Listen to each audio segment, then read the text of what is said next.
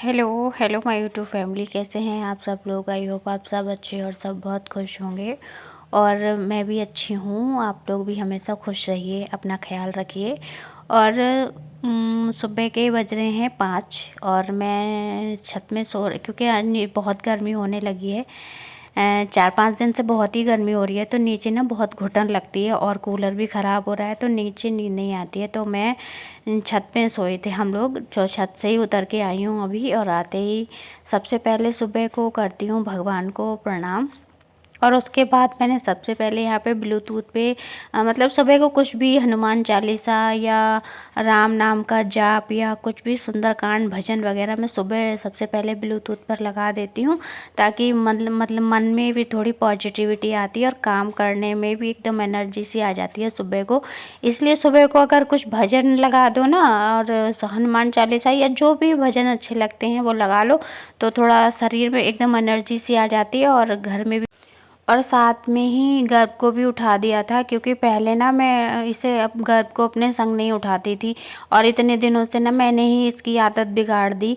और अब ये उठता नहीं है, क्योंकि ये बहुत आलसी हो गया। क्योंकि सुबह शुरू से हमने मतलब इसे अपने साथ उठाया नहीं, और सोचते हैं कि चलो कोई नहीं, ये उठेगा तो मुझे परेशान करेगा, काम नहीं करने देगा। शुरू से तो ये सोचते रहे, और अब जो कि बड़ा हो गया है, इतना समझदार हो गया है, तो अब ये आलसी हो गया है और अब ये उठता नहीं है। तो अब मुझे ऐसा लगता है कि अगर इसकी आदत मैंने ही ख़राब कर दी है, और इसलिए अब मैं इसे ना मतलब मैं अपने आप में भी सुधार ला रही हूँ और साथ में इसके अंदर भी कोशिश कर रही हूँ इसे अपने साथ ही उठा लेती हूँ, ताकि ये इसका जो आलस है ना वो थोड़ा दूर हो जाए।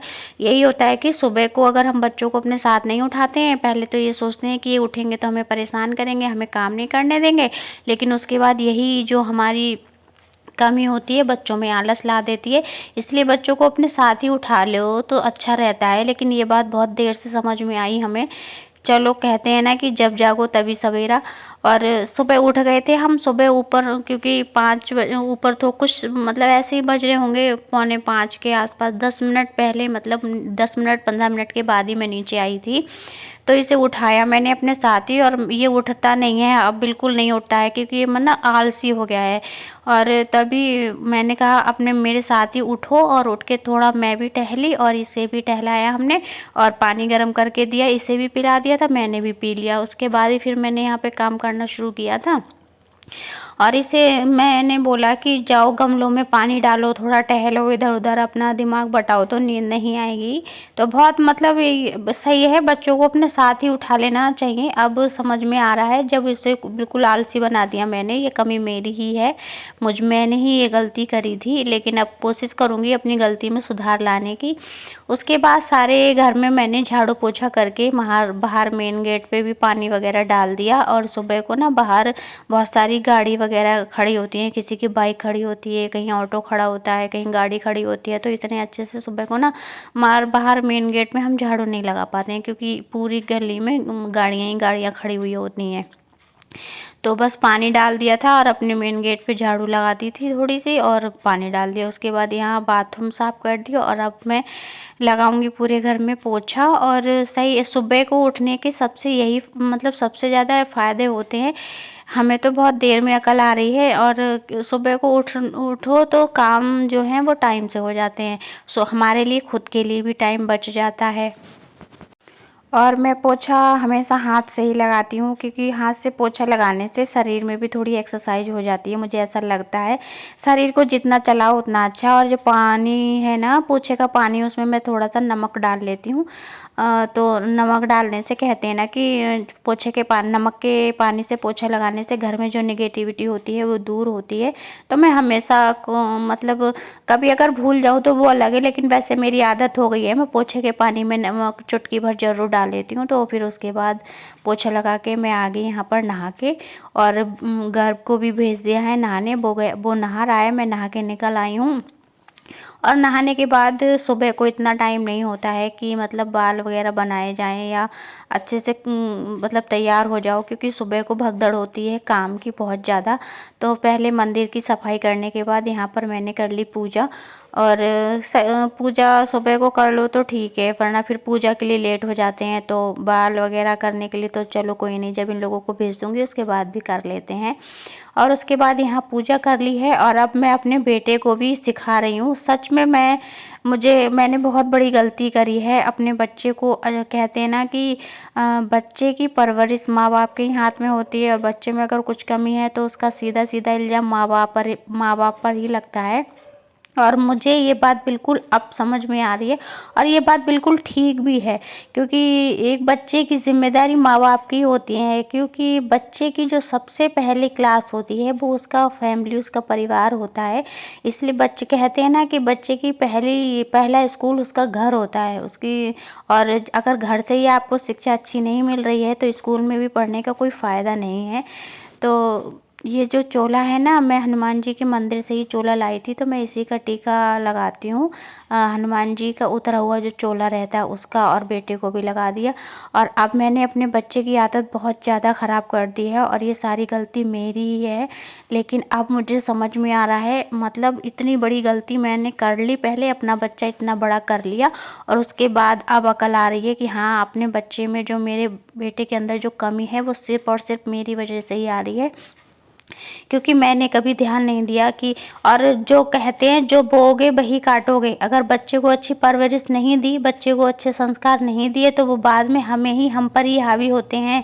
इसलिए अब मैं बहुत ध्यान देती हूँ घर पे कि उसे जल्दी उठाऊँ, उसे थोड़ी-सी पूजा करना सिखाऊँ, भगवान के प्रति उसके अंदर विश्वास और भक्ति हो, ऐसा कुछ सिखाऊँ, क्योंकि ज़िंदगी में कब क्या होता है कुछ पता नहीं होता है। हम अपने बच्चों को जब पूजा पाठ करना सिखाएँगे, और मतलब ज़िंदगी में उतार-चढ़ाव तो सबके होते ही हैं। तो अगर कहते हैं ना कि दुःख में सबसे पहले भगवान ही नज़र आता है, और अगर हमने अपने बच्चों के मन में, दिमाग में कभी किसी पूजा या पाठ के बारे में बताया ही नहीं, उन्हें सिखाया ही नहीं, तो अगर जब वो दुखी भी होंगे, तो दुःख में भी वो क्या करेंगे? मतलब एक लोटा जल भी नहीं चढ़ाएँगे, क्योंकि हमने कभी सिखाया ही नहीं कि बेटा भगवान नाम की भी कोई चीज़ होती है।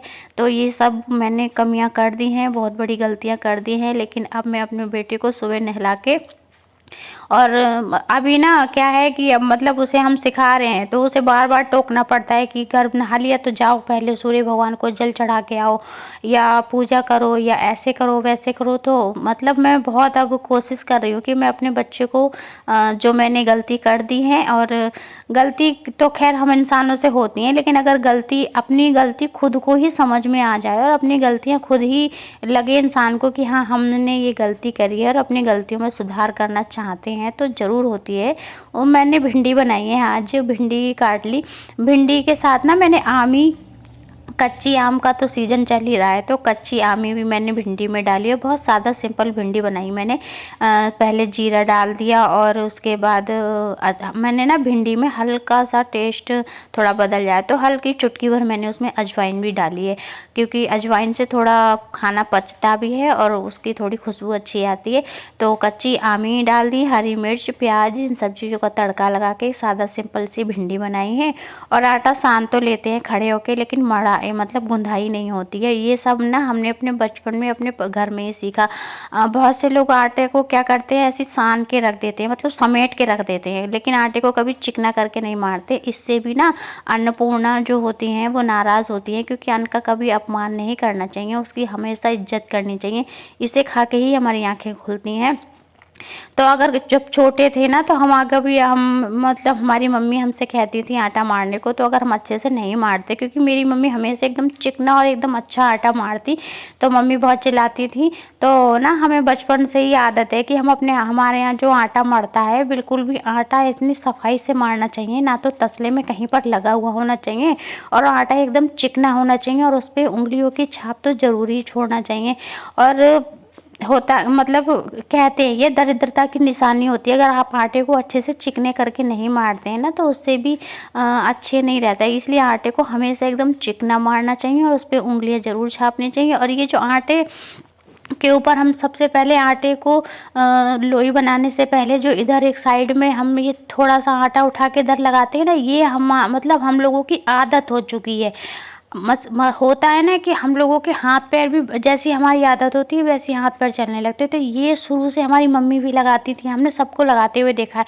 तो ऑटोमेटिकली ये इतना सा आटा निकाल के सबसे पहले यहाँ लगाया जाता है। ये क्यों लगाया जाता है, इसका कारण ये है, हमारी नानी बताती थी, ये कोई ऋषि थे, उन ऋषि की पट्टी होती है ये। अब इस पूरी कहानी मुझे नहीं पता है, लेकिन मुझे सिर्फ इतना ही याद रह गया, कोई ऋषि मुनि थे जिनको कुछ शायद चोट आई थी या क्या हुआ था, तो उन्हें ये आटे की पट्टी लगाई गई थी। तो ये जो उठाकर ये आटा इधर साइड में लगाया जाता है, ये किसी ऋषि मुनि की पट्टी ही लगाई जाती है। लेकिन इस बात को भी मैं एक बार अपनी मम्मी से फिर से पूछ कर आपको बताऊंगी सारी बात क्या है।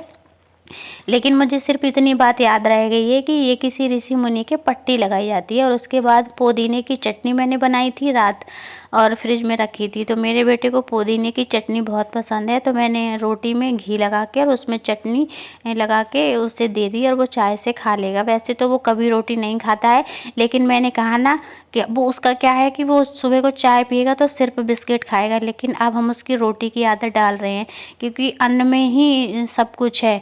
चाहे बिस्किट नमकीन आप कितने भी खा लो, लेकिन जो ताकत अन्न में है वो किसी चीज़ में नहीं है। तो अब मेरा पूरा फोकस मेरे बेटे पर ही है। तो फिर ठीक है।